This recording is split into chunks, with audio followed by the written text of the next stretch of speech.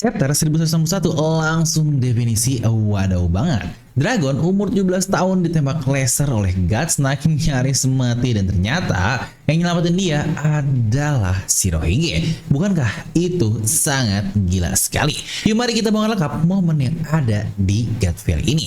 Nah, guys, di sini kali ini kita akan mereview kembali One Piece untuk chapter 1161 di mana One Piece libur, kita juga DNM ikutan libur juga. Yang anjay banget cenah bisa dilihat ini set baru, ceritanya habis pindahan jadi harus bikin studio baru.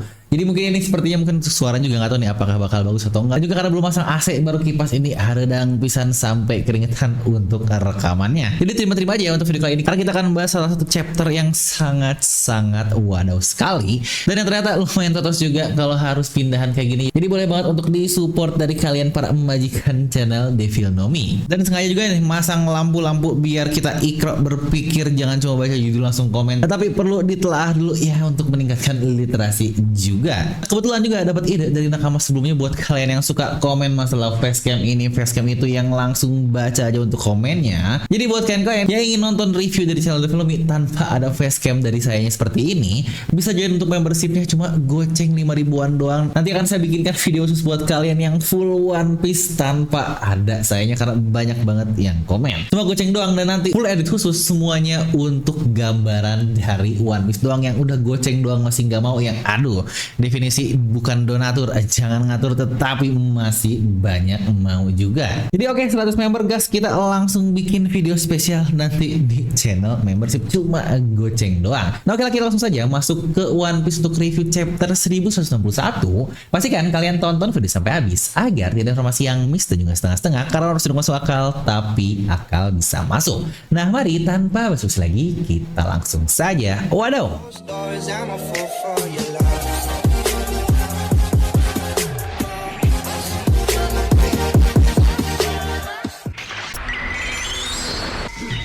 Nah, di mana chapter kali ini kita mendapatkan combo nih dari color speed plus cover story yang sangat-sangat jarang sekali ya, karena biasanya kalau nggak color speed, cover story ini masing-masing terpisah. Tetapi aneh banget yang sepertinya ini sekali-kalinya memberikan langsung dua-duanya di satu chapter yang sama. Ya mungkin karena udah kelamaan juga One Piece sering libur, jadi oke lah, udah biar cepat beres juga cover story-nya, mungkin akhirnya langsung diberikan spesial 2 combo di satu chapter ini. Dimana untuk color speed sendiri yang sebenarnya ini bisa menjadi banyak sekali foreshadow, terlihat masing-masing kru sedang membawa boneka nih dari orang-orang yang berhubungan dengan semua kru dari tepi jerami, seperti Luffy yang kalau dilihat dia memegang orang-orang berharga yang pernah menyelamatkan dirinya. Ada Sabo, Shanks, Makino, Garp, Dadan, bahkan Rayleigh dan Shirohige ada dipegang juga.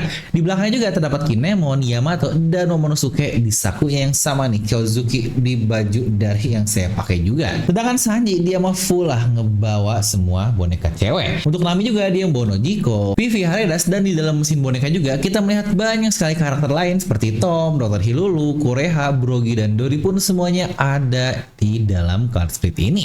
Tetapi yang menarik adalah kita melihat adanya Mihawk dan Buggy yang kenapa nih, ibaratnya bukankah kedua karakter ini kasarnya adalah musuh dari tepi jerami ya, walaupun Mihawk menolong Zoro tetapi notabene mereka bukanlah aliansi yang bekerja sama, apalagi Buggy yang notabene adalah kasarnya musuh seumur hidup dari kapten kita. Yang apakah ini semacam foreshadow kalau orang-orang ini secara nggak langsung atau bahkan langsung mereka berada di pihak dari nakama aliansi tepi jerami. Tetapi yang paling penting yang seharusnya kalian sadari adalah dimana Luffy megang one and our king, yaitu Gaemon, anjay sang raja bajak laut. Untuk cover story sendiri kita masuk episode 43 yang berarti seperti ini masih belum final ya, karena belum final episode, walaupun dari gambarnya sudah seakan-akan bentukan final karena terlihat trio Yamato, Momo, dan Kinemon mereka sedang berdoa di makam-makam di mana ada Kozuki Oden, makam dari Asura, semua namanya tercantum di bagian cover story ini. Dan untuk isi chapter sendiri dimulai langsung dengan berbagai kejadian yang terjadi di God Valley,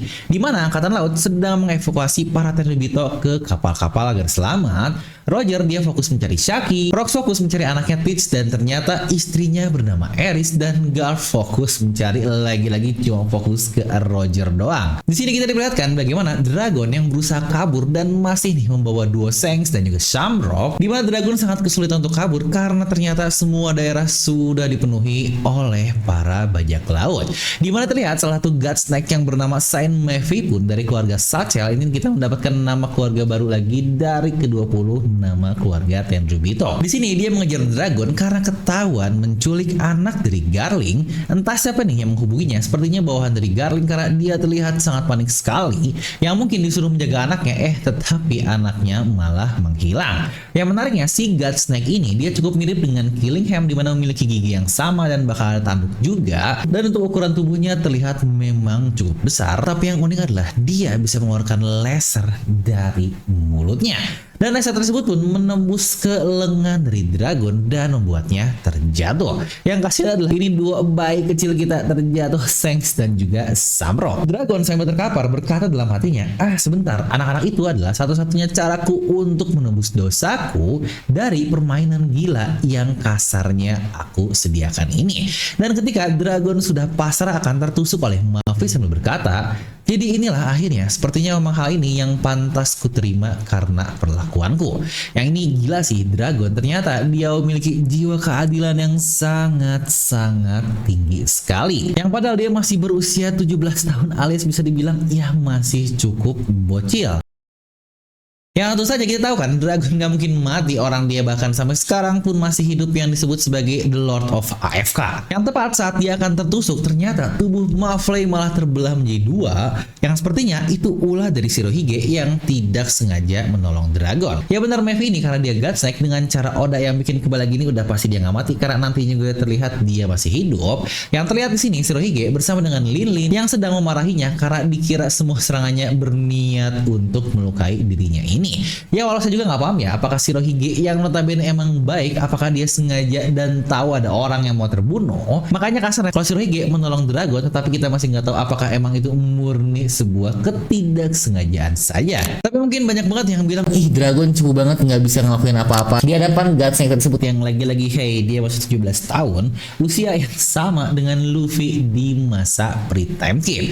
Yang bukankah kita ngeliat sendiri kan bagaimana Luffy di masa pre-time skip di Marineford aja dia cuma jadi kroco yang nggak bisa ngelawan siapa-siapa. Apalagi ini adalah God Valley yang isinya notabene orang-orang luar biasa. Plus jangan lupa God Snake itu salah satu petarung di serial One Piece yang kelasnya sudah sangat berbeda dan pasti sangat jauh sekali untuk Luffy di masa pre-time skip bisa mengalahkan atau bahkan menyentuh God Snake tersebut. Kita pun melihat Shiki yang sama kesal nih kepada New Gate karena dikiranya semua serangannya untuk menyerang mereka, dan Kaido juga yang kesal ke Lin.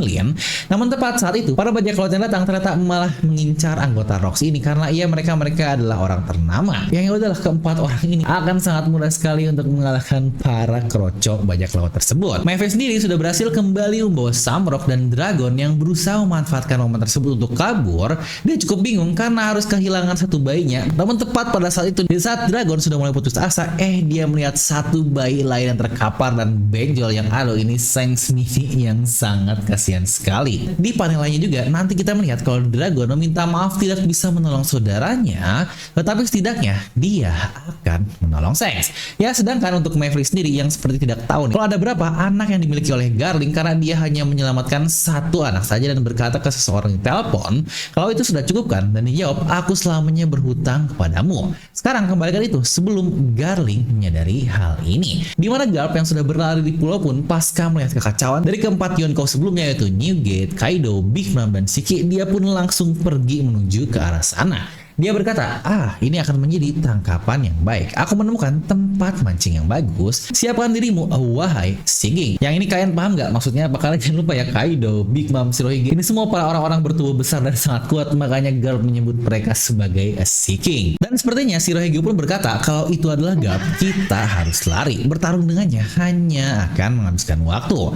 Tetapi Kaido si bocah yang sangat semangat, dia malah ingin menghajarnya dan bertanya, apakah kita tidak akan melawan? Big Mom jawab tentu saja bisa. Dan sini dia mengeluarkan combo serangan yang bernama Heavenly Fire Blitz Combo, di mana Prometheus dan Zeus, petir dan api pun bergabung dan langsung menghajar Garp yang ini efek ledakannya sangat besar sekali, yang bahkan terlihat sangat jauh juga, di mana Iva dan Kuma dari daerah hutan sisi lain pun tetap bisa melihat efek ledakan dari Big Mom, yang berarti ini adalah satu serangan yang luar biasa juga. Tetapi kita mendapatkan satu hal menarik di bagian sini. Iya benar, di sini Dragon berkata Garp dengan sebutan Dead atau berbahaya. Yang akhirnya terkonfirmasi kalau anak dari Garp bukanlah ibu dari Luffy yang kita nggak tahu siapa, melainkan fiksi Dragon ini.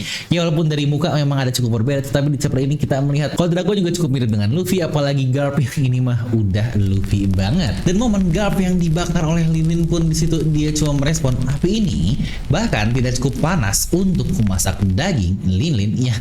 Definisi ini wadaw banget, Jicang kita definisi the strongest man on earth yang kayaknya Garp bener-bener definisi orang yang sangat-sangat luar biasa. Ya walaupun alasan mereka kabur pun bukan karena full takut ya, tetapi tujuan dari New Gate, Big Mom dan lain-lain bukanlah untuk bertarung all out seperti itu, tetapi tetap saja Garp gila banget karena dia berani nyamperin orang-orang luar biasa seperti mereka, bajak laut Rock sendirian, dan pasca dihajar oleh salah satunya pun dia masih bisa sesantuy ini. Definisi wadaw banget dari Monkey D. Garp. Di sini pun kita diperlihatkan keadaan peta dari God Valley di mana bajak laut Rocks datang dari Southeast dan Roger ternyata dari arah berlawanan yaitu Northwest. Sedangkan Tenryubito rute pengkaburannya yang berarti dia ke arah timur. Mereka benar-benar definisi sandwich banget nih dari dua kekuatan luar biasa. Karena di sini Garp mengejar Shirohige yang berarti seharusnya awal sampai Garp dia berada di posisi yang dekat dengan kru dari Rocks ya, karena dia terlihat menuju ke arah Roger dari arah berlawanan. Dimana di sini pun kita diperhatikan lagi kru dari Rocks yang lain, dimana Shiki sudah bersama dengan Hyo, dia pun masih terus bertengkar seperti biasalah dua rival ini. Tetapi mereka bersama akan menyelamatkan Shaki. Dimana Ganzui pun terlihat. Di sini pula kita melihat Goryosa juga versi full dari Gilbasar penembak jitu yang ada di one shot manga Oda, tetapi terlihat sangat keren juga di bagian sini. Tetapi yang paling luar biasa adalah Kapten John. Ya benar, kalian lihat tangan kanannya yang terlapis tangan besi yang sangat mirip sekali seperti Eustace Kid. Apakah benar teori lama kalau Kid benar-benar adalah anak dari Kapten John? Karena bukankah teori ini sudah cukup lama sekali rame di forum-forum One Piece, terutama bagian kenapa Kapten John disebut sebagai Kapten John yang mirip juga dengan Kid yang disebut sebagai Eustace Kapten Kid. Kenapa harus ada kata Kapten untuk gelar atau memanggilannya, sedangkan Luffy kan dipanggilnya hanya gelarnya saja tanpa ada Kapten Luffy. Apakah karena memang mereka adalah ayah dan anak, atau jangan-jangan karena memakan buah iblis yang sama, yaitu Jikinomi alias buah iblis magnet? Karena selain tangannya yang cukup mirip, kita juga nanti melihat terdapat panel lain kalau dia menyerang menggunakan tangannya tersebut yang mirip seperti apa yang Kid lakukan. Yang kalau iya, wah ini definisi bajak laut Rocks, kemampuannya gila banget. Bahkan buah iblisnya pun skalanya sangat-sangat luar biasa, karena jangan lupa Eustace Kid skala buah iblisnya sangat gila juga. Dimana di sisi lain, lokasi dari Shaki kita melihat Somers datang nih dan meminta untuk memindahkannya. Namun ternyata Shaki yang dalam keadaan terborgol pun dapat dengan mudah menghajar kroco tersebut. Somers kesal melihat Shaki dan akhirnya dia menamparnya. Dan ketika Shaki membalas menendang, situ pun dia dihajar oleh Kanabo yang dia miliki tersebut. Somers pun berkata kalau semua bajak laut yang ada di sini datang untuk dirimu. Popularitasmu sangat menyebalkan sekali, merusak turnamen yang kita miliki. Ya walau kau selamat pun pasti nanti Garling lah yang akan mendapatkanmu, dan sisanya kita semua tidak akan mendapatkan apa-apa. Jadi bukankah akan lebih menarik jika aku membunuhmu saja di sini sekarang? Mereka datang jauh-jauh ke sini hanya untuk menyelamatkanmu, dan ketika mereka sampai, mereka hanya melihat mayat dari seseorang yang mereka cintai. Aku penasaran apa wajah yang akan mereka tampilkan nanti ketika melihat hal tersebut. Yang real sih, manusia sampah adalah manusia yang definisinya udah bukan iri lagi, tetapi udah masuk ke dengki. Dimana kalau iri itu kan cuma sirik ya, pingin posisinya sama dengan orang lain, tetapi kalau dengki, bahkan jangankan harus memiliki posisi yang sama, tetapi dia bahkan gak ingin untuk melihat orang itu dalam keadaan bahagia. Yang definisi tingkatannya sudah jauh di atas iri. Karena gimana untuk dengki ini, kalau gue nggak dapat, pokoknya orang lain nggak boleh ada yang senang juga. Definisi bukankah manusia tersampah adalah yang dengki ini? Dimana momen Somers ngomong hal seperti itu pun, di sini kita perlihatkan juga nih berbagai keadaan di God Valley lain, dimana seluruh bajak laut beraksi, dan juga momen Roger yang beradu dengan New Gate yang terlihat dampak clash-nya sangat parah juga. Yang berarti pada saat itu seharusnya New Gate atau Shirohige sudah termasuk ke dalam top tier dari karakter-karakter kuat di serial One Piece, apalagi ini 38 tahun yang lalu. Dan tepat saat itu Roger yang sepertinya dia berpura-pura bilang nih, sial, aku sibuk sekarang, aku akan menyerahkan Shaki kepadamu, sambil dia pun melirik ke arah Relik, dan Relik pun langsung melompat bersiap dengan sangat cepat. Dan kita kembali ke lokasi Shaki lagi. Di sini Garling bersikeras nih untuk membunuh Shaki walau sempat dicegah oleh angkatan laut. Karena Garling pasti tidak akan memaafkan perbuatan tersebut dan Somers pun menjawab. Makanya kalau diam maka tidak ada yang tahu apa yang terjadi dan bisa saja dia mati karena sebuah kecelakaan saja. Dan tepat sebelum Somers mengajar Shaki seperti yang sudah kita prediksikan, kalau sudah pasti ini akan menjadi momen bagi Awal Raja Kegelapan alias Silver Relic ini. Dia menggunakan serangan yang bernama Red Spider Lily dan momen sebelum menyerangnya pun bukankah sangat mirip sekali dengan momen Zoro ketika mengeluarkan jurusnya yang bahkan terdapat embel-embel dulu nih. Aku akan mengirimmu ke bagian terdalam dari Underworld, di mana Somers akhirnya terhempas oleh serangan Relic yang kalau bahkan kita melihat kuda-kudanya pun sangat mirip dengan gaya onigiri dari Zoro. Cuma ya jangan lupa ya kalau Relic dia menggunakan satu pedang saja. Relic pun yang ternyata yang sudah babak belur, yang berarti dari ujung pulau sampai menyelamatkan Shaki dia melawan banyak orang untuk bisa cepat dan menolongnya tersebut. Sang hero, sang pahlawan, sang pangeran definisi Our Rayleigh kita. Di sini pun dia dengan santai berkata, "Shaki, maaf keterlambatannya. Aku di sini untukmu." Yang wadaw, yang walaupun ini cukup cringe tetapi Oda mempackage-nya dengan cukup menarik. Tepat seperti surat yang Shaki berikan juga 4 tahun yang lalu, datang dan jadikan aku milikmu. Definisi Relic datang menyelamatkannya dari hampir terbunuh dan membuatnya menjadi miliknya. Yang wadaw banget dari Babang Rayleigh. Yang real sih jadi Shaki pasti nangis banget lah, ibarat pangeran yang menjemput ratunya banget seperti itu. Yang sepertinya Rayleigh adalah definisi yang mendapatkan One Piece yang sesungguhnya.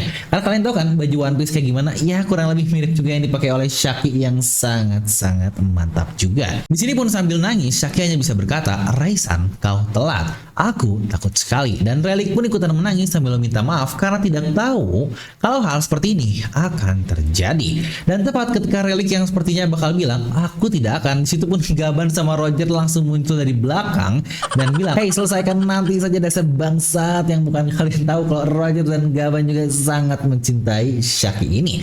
Dimana terlihat mereka sambil marah dan juga sambil mengeluarkan air mata. Yang definisi ini lucu banget sih. Ya kalau di sini kita melihat adanya Gaban yang sepertinya Roger dan Gaban ini tahu kalau semua ini akan diberikan kepada Relic karena dia juga pasti sadar kalau Shaki hatinya hanya dimiliki oleh sahabatnya ini, yaitu Relic tersebut. Tuh guys, emang seharusnya kalau sahabat itu bukan sirik-sirikan tetapi malah saling membantu sama lain. Mantap, walaupun sirik juga enggak dapat Shaki cuan. Dan chapter sendiri pun ditutup dengan Roger yang berkata kalau Shaki sudah kita selamatkan, sekarang saatnya mencari harta karun dan kita kabur. Wah, ini chapter yang sebenarnya cukup menarik sih, walau banyak hal-hal klise yang udah sajikan di chapter ini yang sangat jarang sekali Oda menggunakan hal seperti itu di serial One Piece. Apalagi masalah percintaan dunia bajak laut yang kompleks ini, tetapi di setting bener-bener ala pangeran, tetapi Oda bisa menyajikannya dengan cukup apik juga.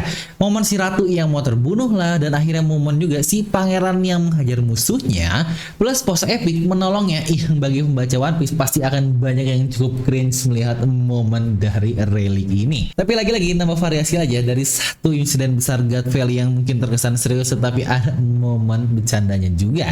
Tetapi apakah berarti sudah selesai insiden God Valley dengan diselamatkannya Shaki ini? Oh, tentu saja tidak. Masih banyak sekali hal yang perlu kita ketahui dari satu insiden ini. Yang bahkan di insiden ini kita belum lihat apa peran dari Garling, yang bahkan jangan lupa dia disebut sebagai champion dari God Valley, yang bahkan para God Snake lain pun benar-benar kasar nih takut dengan Garling, yang berarti kekuatannya bukanlah kekuatan abal-abal. Dan dengan melihat Relic yang menyelamatkan Shaki, seharusnya bakal muncul sih momen ya minimal keduanya antara Relic dengan Garling ya setidaknya clash, walaupun kita nggak tahu clashnya nanti akan seperti apa. Serta juga saya cukup penasaran antara Somers dengan Gaban karena ya keduanya pernah saling tahu kan. Yang kita lihat di timeline utama yaitu di Elbaf, apakah nanti dia bakal balas dendam pasca dihajar oleh Relic. Tetapi di sini Gaban lah yang akan maju dan mengcover Relic karena dia melawan Garling. Yang jangan lupa juga ya di chapter 1096 kita dapat kalau Roger sempat beradu dengan Rocks the Shebek, tetapi di sini bahkan keduanya belum bertemu. Nasib Peach juga ibunya juga kita masih belum tahu. Masih banyak banget dari God Valley yang masih miss dan kita masih perlu tahu apa yang terjadi. Yang bahkan mungkin minimal banget menurut saya kita masih butuh 2-3 chapter lagi untuk tahu kebanyakan insiden God Valley.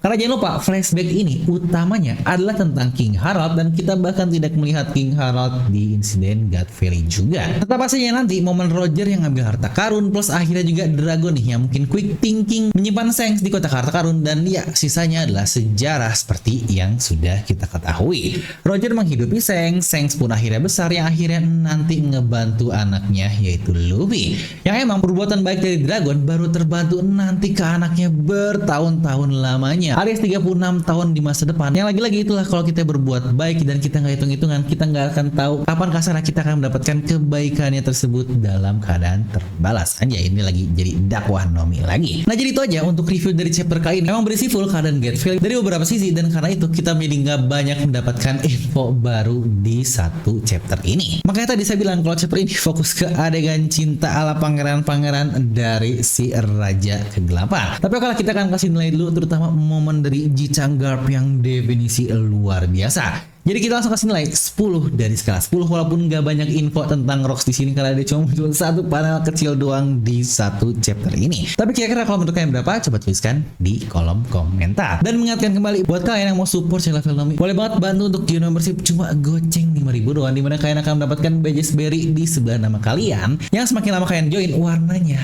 akan berubah untuk membernya.